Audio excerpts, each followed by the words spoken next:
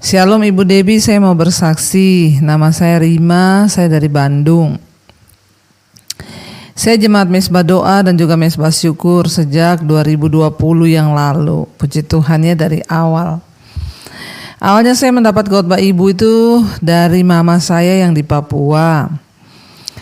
Dan cuma saya ikut saja, tapi cuman saya saja yang ikut. Tapi puji Tuhan sekarang anak-anak dan juga suami saya setia ikut Mesbah Doa. Pada bulan Februari, suami saya yang bertugas di luar kota akhirnya pulang karena sakit dan dirawat di rumah sakit karena mengalami demam berdarah. Setelah 4 hari dirawat di ruang biasa, pada hari yang kelima suami saya dipindahkan ke ruang isolasi karena katanya COVID. Sementara menurut suami saya, dia sudah merasa enak, sudah merasa baikan. Dan dia justru kaget karena malah kok dipindahkan ke ruang isolasi yang semua isinya pasien COVID dan juga dipasang oksigen. Akhirnya suami menjadi stres dan tidak nyaman, dan akhirnya dia tidak mau dirawat dan dia minta pulang untuk isoman di rumah saja. Saya juga saat itu bingung, Bu, karena harus merawat suami yang COVID dan saya juga takut tertular dengan anak-anak. Namun saya berserah kepada Tuhan. Saya bilang apapun yang terjadi dalam hidup saya dan juga keluarga saya, Tuhan yang pegang kendali. Amin. Puji Tuhan, dalam waktu beberapa hari suami sudah baikan dan kembali bisa bekerja keluar kota. Tidak lama kemudian anak saya yang paling besar mengalami panas tinggi dan juga batuk-batuk. Bahkan disusul adiknya juga mengalami hal yang sama. Di situ saya mulai merasa khawatir, Bu. Namun saya tetap belajar untuk berserah dan percaya kepada Tuhan. Saya percaya kuasa Tuhan. Saya percaya seperti yang sering Ibu katakan, kalau belum waktunya mati ya tidak akan mati. Amin ya. Saya imani bahwa hidup mati saya ada di tangan Tuhan, bukan di tangan COVID ya. Tak lama kemudian saya pun mengalami demam dan batuk-batuk dan juga pilek. Badan saya rasanya sakit semua. Tapi saya dan anak saya tetap setia mengikuti Mesbah Doa dan juga Mesbah Syukur. Meskipun dalam keadaan sakit, karena saya merasa justru lewat Mesbah Doa dan juga Mesbah Syukur saya mendapatkan kekuatan. Dan juga saya mendapat pengharapan dari Tuhan. Bahkan setiap kali Ibu Debbie berdoa untuk yang sakit dan menumpangkan tangan di bagian yang sakit, saya percaya, Bu, saya bilang Tuhan pasti menyembuhkan sakit saya dan juga anak-anak. Puji Tuhan, akhirnya dalam waktu beberapa minggu kami sudah mulai sehat. Saya mengucap syukur dan berterima kasih pada Tuhan Yesus yang sangat baik dan juga penuh kasih kepada kami sekeluarga. Saya juga mengucapkan terima kasih kepada Ibu Debbie dan seluruh tim Mesbah Doa dan Mesbah Syukur yang selalu membimbing kami dalam mengerti akan firman Tuhan. Terima kasih Ibu, dan maaf kalau kesaksian saya ini panjang. Namun saya sudah bernasar bahwa saya akan bersaksi di Mesbah Doa. Biar semua yang boleh mendengarkan ini menjadi kesaksian. Ya, dan Tuhan Yesus memberkati saudara. Biarlah kita mau terus tetap mengucap syukur ya dalam segala perkara. Jangan takut berlebihan. Kita percaya bahwa Tuhan kita Tuhan yang ajaib, Tuhan yang dahsyat, Tuhan yang sanggup untuk kembali memberikan kita kesembuhan, pemulihan, kekuatan. Benar ya, imani saja bahwa kalau belum waktunya kita mati, kita tidak akan mati ya. Tapi kalau sudah waktunya ya kita harus siap-siap saudara. Karena bagi kita hidup adalah Kristus, mati adalah sebuah keuntungan. Terima kasih Ibu buat kesaksiannya yang memberkati kita semua. Saya percaya ya setiap kita yang mendengarkan diberkati Tuhan ya. Dan mungkin ada di antara saudara yang sedang sakit hari ini, tetaplah percaya dan tetap berharap pada Tuhan. Iya, kita akan melanjutkan. Kemarin kita sudah selesai dengan pembacaan Kejadian 18, saudara. tentang Sodom dan Gomora ya. Kemarin Tuhan berkata ya, apakah aku tidak akan memberitahukan kepada Abram bahwa aku akan membinasakan kota itu dan seluruh penduduknya.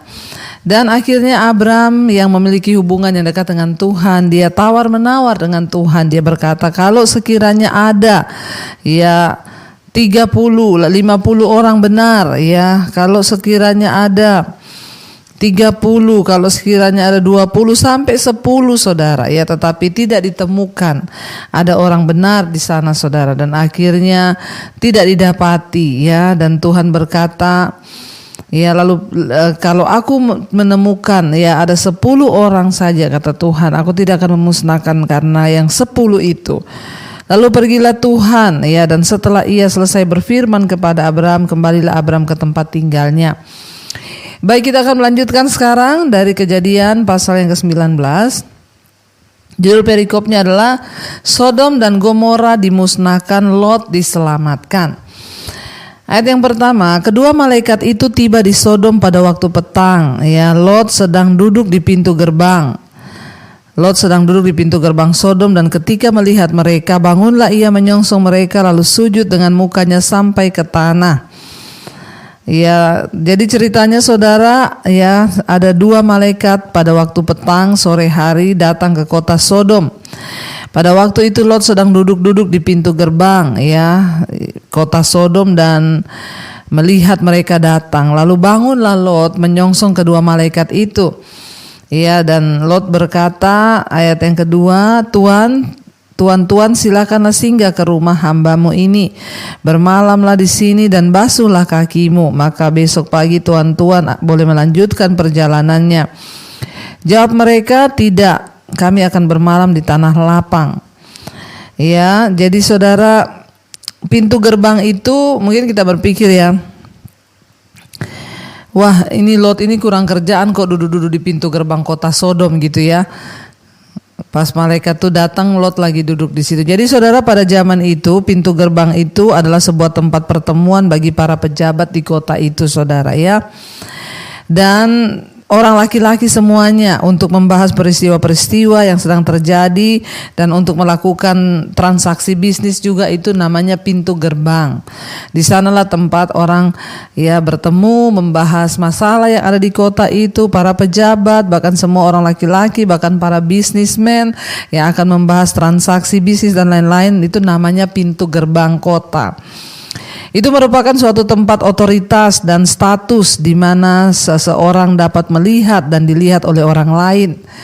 Ya, dan jelaslah Lot menduduki posisi penting dalam pemerintahan atau ia berhubungan dengan orang-orang yang memegang posisi penting.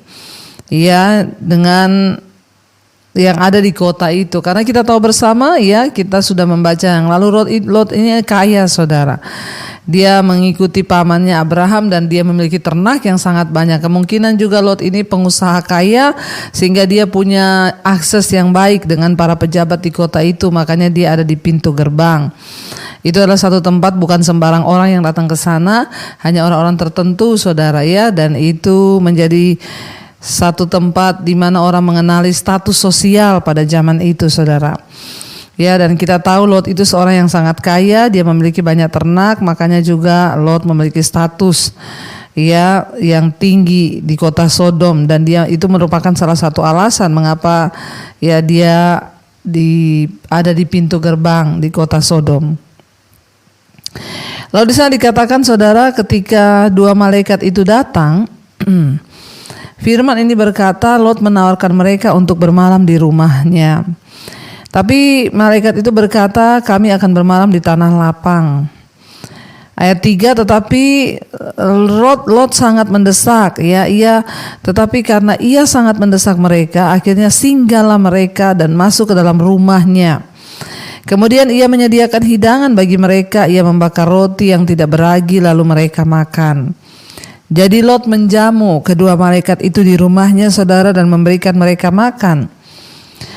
Ayat yang keempat, tetapi sebelum mereka tidur, orang-orang lelaki dari kota Sodom itu, dari yang muda sampai yang tua, Ya, di sana dikatakan dari yang muda sampai yang tua, bahkan seluruh kota tidak ada yang terkecuali datang mengepung rumah itu.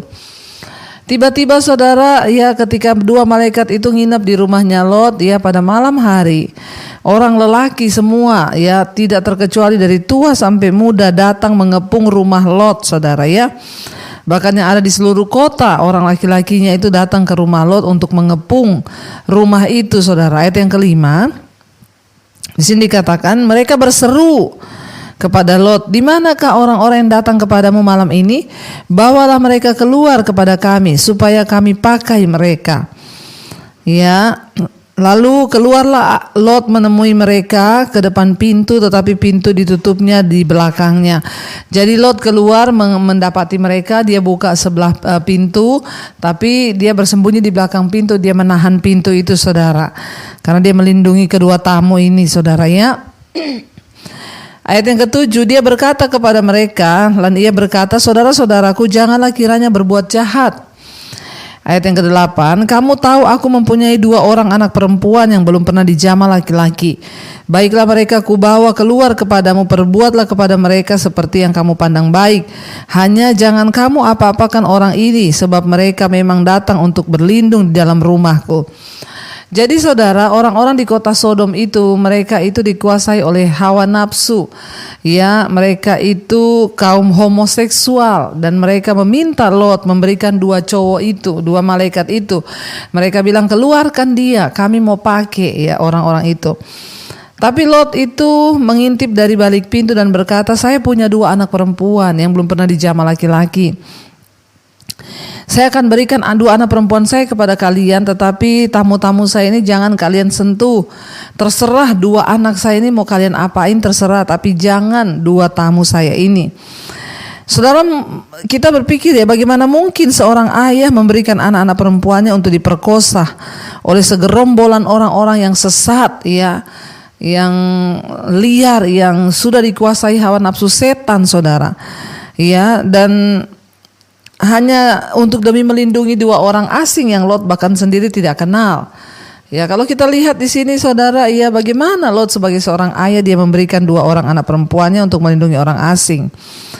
Tapi mungkin Lot juga memiliki rencana untuk menyelamatkan kedua putrinya dari tamu-tamunya dengan berharap bahwa ya tunangan anak-anak perempuannya akan menyelamatkan mereka, dan bahwa orang laki-laki yang homoseksual itu tidak akan tertarik pada gadis-gadis itu dan meninggalkan mereka. Ya, jadi mungkin Lot berpikir memang pada waktu itu kita tahu kota Sodom dan Gomora itu dikuasai oleh orang-orang yang hidup, ya mereka melakukan yang tidak wajar, menggantikan persetubuhan dengan istrinya dengan sesuatu yang tidak wajar. Laki-laki ya birahi terhadap laki-laki, saudara, dikatakan oleh firman Tuhan, sehingga Tuhan marah besar dengan kota itu, saudara. Ya, dan akhirnya lo tahu ya mereka itu homoseksual. Kalau dia kasih anaknya perempuan, mereka nggak mungkin tertarik kepada anaknya, ya. Dan pasti anaknya akan terselamatkan. Lalu juga tamu-tamunya juga bisa diselamatkan, saudara, ya. Itu mungkin pikirannya Lot. Ya, tapi mereka, saudara, dikatakan di sana ketika Lot berkata begitu, saudara, ya anak-anak perempuannya akan diberi kepada mereka, ya. Dia berpikir untuk menyelamatkan kedua tamunya, tapi juga menyelamatkan anaknya, karena anaknya juga ya perempuan, mereka tidak tertarik. Dan memang merupakan kebiasaan pada zaman itu untuk melindungi tamu-tamu, ya. Apapun resikonya, pokoknya tamu yang menginap di rumah itu harus dilindungi. Usul yang mengerikan yang diberikan oleh Lot ini menunjukkan betapa dalamnya dosa telah merasuki kehidupan, ya, dari orang di kota itu, juga kehidupan, ya, di dalam kehidupan Lot, saudara. Dia telah menjadi keras terhadap perbuatan-perbuatan jahat di kota yang jahat. Apapun yang menjadi motif Lot, ya, kita melihat di sini suatu gambaran tentang kejahatan yang mengerikan di Sodom. Kejahatan yang demikian hebat sehingga Allah harus menghancurkan, bahkan membinasakan seluruh kota itu. Ya, kita lihat, saudara, betapa jahat kota ini. Ya, betapa hawa nafsu sudah membakar mereka, saudara, dan itu yang membuat Tuhan itu murka terhadap kota ini, saudara, ya. Lalu kita melihat, saudara, ya ketika Lot memberikan anak perempuannya kepada ya mereka di situ, ya apa yang dikatakan oleh orang-orang Lot, orang-orang Sodom itu, mereka berseru-seru kepada Lot, ya mereka bilang, di mana kedua orang yang datang padamu itu, bawa mereka keluar, kami mau pakai mereka. Ya, dan Lot menawarkan kedua anak perempuannya, dia bilang, terserah kamu mau apakan, tapi tamu saya ini jangan kamu apa-apakan. Ayat 9, tetapi mereka berkata, enyahlah. Lagi kata mereka, orang ini datang ke sini sebagai orang asing dan dia mau menjadi hakim atas kita. Sekarang kami akan menganiaya engkau lebih daripada kedua orang itu. Lalu mereka mendesak-desak orang itu, ya, yaitu Lot dengan keras, dan mereka mendesak masuk ke dalam rumah Lot, saudara, ya. Mereka mendekat untuk mendobrak pintu. Karena Lot itu menahan pintu, dia hanya buka separuh, jadi mereka mendorong, ya, mendesak-desak Lot supaya pintu itu bisa terbuka dan mereka akan mendobrak pintu itu, saudara. Dan benar, ya, mereka ternyata tidak tertarik kepada anak perempuan Lot. Mereka tetap mengejar, saudara, dua orang itu, bahkan Lot akan dianiaya. Ayat yang ke-11, dan mereka ya dikatakan di situ, saudara, ya ketika akhirnya mereka mau mendobrak pintu rumah Lot, dikatakan tetapi kedua orang itu mengulurkan tangannya menarik Lot masuk ke dalam rumah. Jadi dua malaikat itu menarik Lot, lalu mereka menutup pintu. Dan ayat yang ke-11, dan mereka membutakan mata orang-orang yang di depan pintu rumah itu, dari yang kecil sampai yang besar, sehingga percuma lah orang-orang itu mencari-cari pintu. Malaikat-malaikat itu membuat mata mereka semua menjadi buta, sehingga mereka tidak melihat pintu ada di mana. Ya, kuasa Tuhan terjadi, saudara. Tapi lihat, ya, ini semua dicatat untuk menjadi pelajaran bagi kita betapa Sodom dan Gomora itu rusak di mata Tuhan. Mereka melakukan dosa yang begitu bejat, saudara, ya. Ayat 12, ya, lalu kedua orang itu berkata kepada Lot, siapakah kaummu yang ada di sini lagi? Dia bertanya, siapa keluargamu? Lot menjawab, dia tanya, menantu atau anakmu laki-laki, anakmu perempuan, atau siapa saja? Ya, kaummu di kota ini, keluargamu maksudnya, bawalah mereka keluar dari tempat ini. Ayat 13, sebab kami akan memusnahkan tempat ini karena banyak keluh kesah orang tentang kota ini di hadapan Tuhan. Sebab itulah Tuhan mengutus kami untuk memusnahkan, ya, untuk memusnahkannya. Ayat 14, keluarlah Lot lalu berbicara dengan kedua bakal menantunya yang akan kawin dengan kedua anaknya perempuan. Katanya, bangunlah, keluarlah dari tempat ini, sebab Tuhan akan memusnahkan kota ini. Tetapi ia dipandang oleh kedua bakal menantunya itu sebagai orang yang berolok-olok saja. Jadi Lot menyuruh, ya, dua orang calon menantunya untuk pergi, cepat tinggalkan kota ini karena kota ini akan dimusnahkan oleh Tuhan. Ya, dan Allah sudah berjanji, saudara, bahwa akan menyelamatkan Sodom seandainya ada 10 orang yang tak bersalah, yang benar tinggal di sana. Tetapi ternyata benar, saudara, ya. Sangat jelaslah kita melihat di sini, saudara, 10 orang saja tidak dapat ditemukan di kota itu orang benar. Karena itu malaikat-malaikat itu datang dan menghancurkan kota itu. Bahkan bukti-bukti arkeologi pun menunjuk kepada suatu peradaban yang maju di daerah ini pada zaman Abraham. Sebagian besar ahli riset juga menegaskan tentang adanya kehancuran yang tiba-tiba dan sangat parah. Saat itu secara luas, ya, terjadi, dianggap bahwa kota itu terkubur dan letaknya di bawah laut di ujung sebelah selatan. Laut mati, saudara, ya. Jadi di sini dikatakan bagaimana, ya, Lot memberitahu kepada dua menantunya untuk segera lari, calon menantunya, ya. Tapi mereka menganggap Lot ini cuma bohong, ya, mengada-ngada saja, tidak benar Lot ini. Ya, jadi mereka menganggap dia cuma berolok-olok. Ayat 15, ketika fajar telah menyingsing, kedua malaikat itu mendesak Lot supaya bersegera. Katanya, bangunlah, bawalah istrimu dan kedua anakmu yang ada di sini, supaya engkau jangan mati lenyap karena kedurjanaan kota ini. Ketika ia berlambat-lambat, maka tangannya dan tangan istri dan tangan kedua anaknya dipegang oleh kedua orang itu, sebab Tuhan hendak mengasihani dia. Lalu kedua orang itu menuntunnya keluar kota dan melepaskannya di sana. Ya, lalu saudara, ya kita melihat Tuhan itu masih memilih Lot ya untuk diselamatkan, saudara. Jadi Tuhan mengirim dua malaikat itu untuk menyuruh Lot lari dari kota itu, segera cepat ya tinggalkan. Dan akhirnya ketika fajar telah menyingsing, kedua malaikat itu mendesak Lot supaya segera, katanya, bangun, bawalah istrimu dan kedua anakmu yang ada di sini supaya engkau jangan mati lenyap karena kedurjanaan kota ini. Ya, ketika ia berlambat-lambat, maka tangannya dan tangan istri dan tangan kedua anaknya itu dipegang oleh kedua orang itu, kedua malaikat itu, sebab Tuhan hendak mengasihani dia. Lalu keluarlah orang itu menuntunnya keluar kota dan melepaskannya di sana. Ya, jadi saudara, kita melihat ya benar-benar sangat mengerikan apa yang terjadi di Sodom dan Gomora. Ya, jadi kisah Sodom ini menunjukkan bahwa orang-orang pada zaman Lot itu menghadapi dosa yang sangat menjijikkan di mata Tuhan. Ya, dan apa yang dihadapi oleh dunia sekarang ini juga mirip-mirip, saudara, dengan apa yang terjadi di Sodom dan Gomora pada zaman itu. Ya, kita juga harus mengikuti teladan dari Abraham dalam mempercayai Allah.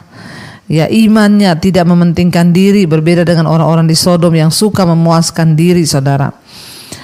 Lot telah hidup sedemikian lamanya dan merasa begitu puas di antara orang-orang yang tak mengenal Tuhan, sehingga ia tidak lagi merupakan saksi yang dapat dipercaya bagi Allah. Ya, dia telah membiarkan lingkungannya membentuk dirinya, bukannya dia yang membentuk lingkungannya, saudara. Ya, jadi kita melihat di sini apakah orang-orang yang mengenal kita hari-hari ini mengerti hidup kita ini menjadi saksi, bahkan lewat hidup kita mungkin banyak orang diselamatkan. Kalau Lot berfungsi sebagai orang benar, anak Tuhan, masa 10 orang aja tidak ditemukan? Misalnya Lot hidup benar, anak-anaknya hidup benar, calon mantunya orang benar, ya, lalu orang yang di sekitarnya benar, pegawai-pegawainya hidup benar, 10 orang. Ada Tuhan bisa temukan di kota ini, tapi terbukti bahwa Lot pun tidak bisa menjadi kesaksian hidup bagi orang-orang yang ada di sekelilingnya. Makanya pada waktu dia berbicara kepada menantunya juga berkata dia ini cuma mengolok-olok. Orang sudah tidak percaya lagi dengan ucapan Lot, saudara. Kita melihat di sini, ya, ternyata di tengah kedurjanaan, di tengah dosa yang begitu kuat, seringkali orang benar tidak tahan. Ya, bukan Lot yang mempengaruhi lingkungannya, justru lingkungannya lah yang sudah mempengaruhi Lot, saudara. Karena ya Lot sudah tidak bisa lagi melakukan tugasnya sebagai anak Tuhan. Dia tidak bisa lagi menunjukkan kualitas hidup sebagai anak Tuhan, sehingga dia tidak bisa memenangkan orang-orang yang ada di sekelilingnya. Ya, dan pada akhirnya justru Lot bercampur baur kehidupannya dengan orang-orang yang ada di Sodom. Ya, dan bahkan Lot telah berkompromi sampai pada titik di mana ia hampir-hampir tidak lagi berguna bagi Tuhan. Hidupnya itu sudah nggak berdampak bagi Tuhan. Mari kita introspeksi diri, saudara. Hari ini apakah hidup kita ini masih berdampak bagi kerajaan Allah? Apakah lewat hidup kita orang dibawa kepada kebenaran? Apakah lewat hidup kita, suami, anak-anak, istri kita dibawa pada kebenaran? Ya, orang tua kita, atau lewat hidup kita justru kita sudah menjadi sama dengan orang-orang dunia yang tidak ada bedanya, saudara. Ya, bahkan kita melihat di sini, saudara, ya, Lot telah berkompromi sampai pada titik di mana ia tidak lagi bisa berfungsi bagi kerajaan Allah. Ketika pada akhirnya ia mempunyai pendirian, tak ada yang mau mendengarkannya, saudara. Apakah hari ini hidup kita cukup ya menjadi berkat dan berguna bagi kerajaan sorga, saudara, bagi kerajaan Allah, sehingga orang-orang melihat kita ya dan menjadikan kita teladan, bahkan mengikuti Tuhan lewat hidup kita?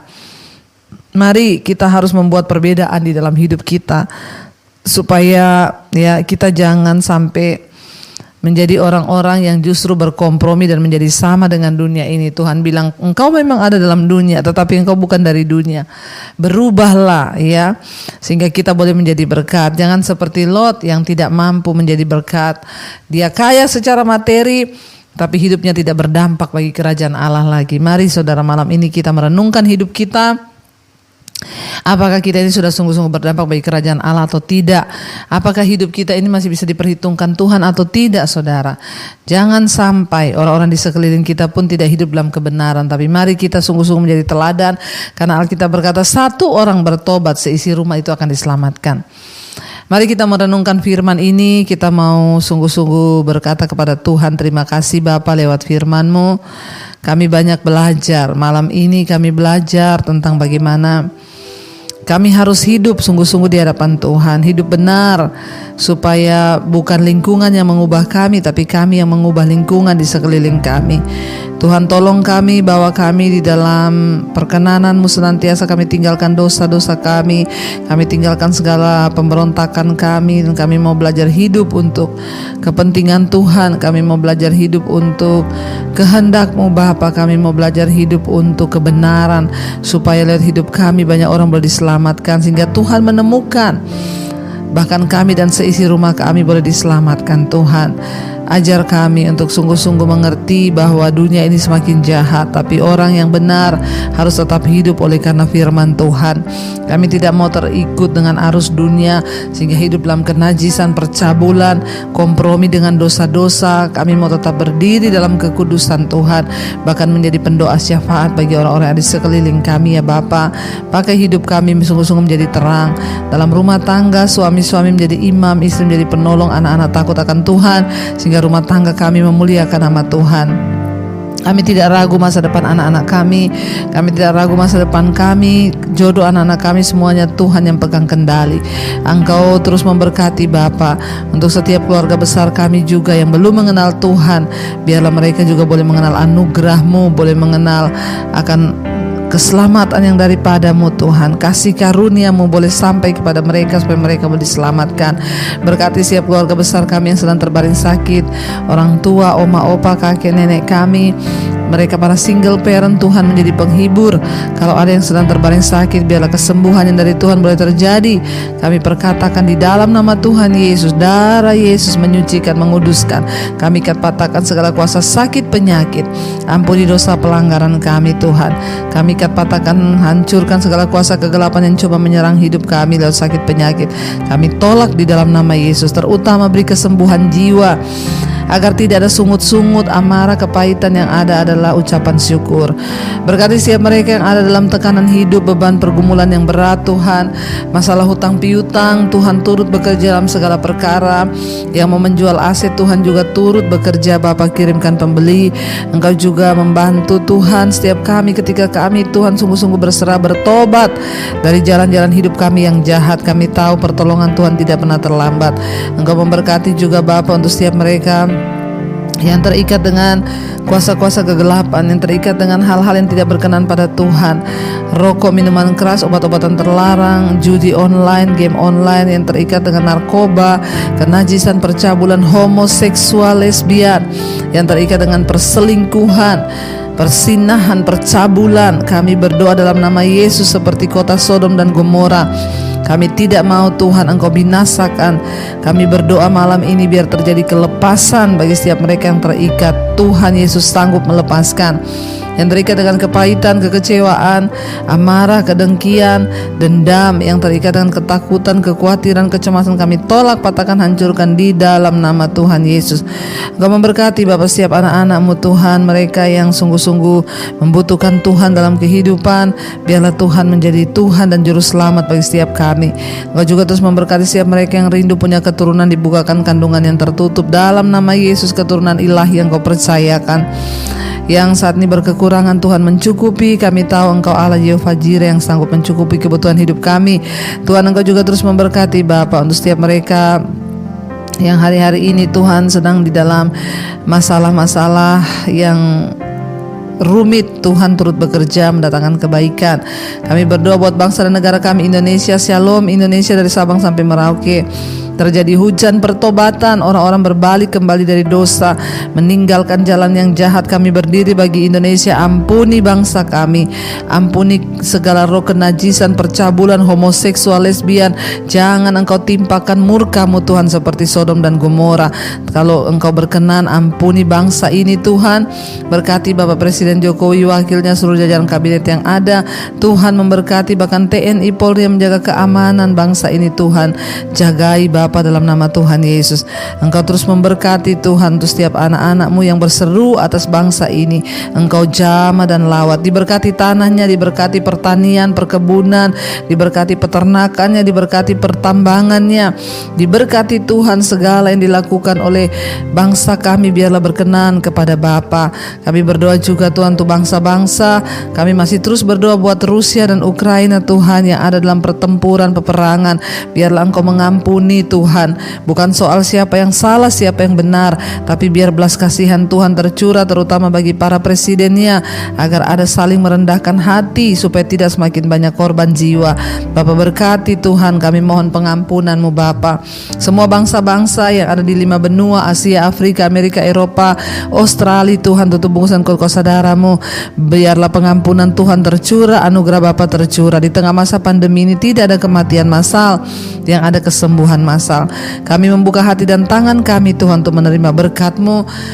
Karena itu Bapa, kami mengucap syukur buat malam hari ini. Terimalah berkat dari Allah Bapa, cinta kasih Tuhan Yesus Kristus, penyertaan Allah Roh Kudus turun atas hidup-Mu mulai hari ini bahkan sampai kali yang kedua Tuhan Yesus datang menjemput kita.